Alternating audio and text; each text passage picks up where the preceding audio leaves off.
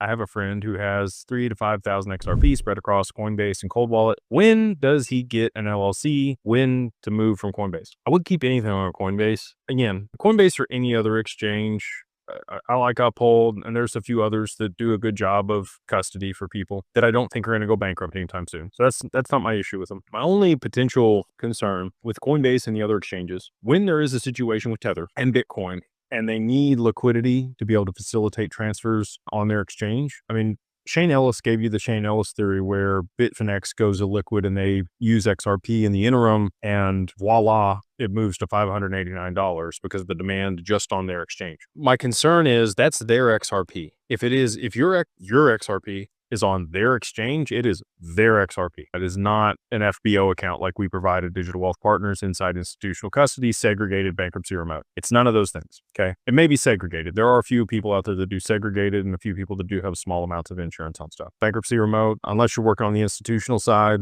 which some do have it, Anyway, if you got 3 to 5,000 XRP, you're not on that side. And not to poo-poo on anybody, I'm just keeping it real. I would get it off there, get it on your cold wallet, just so that you don't have any counterparty risk.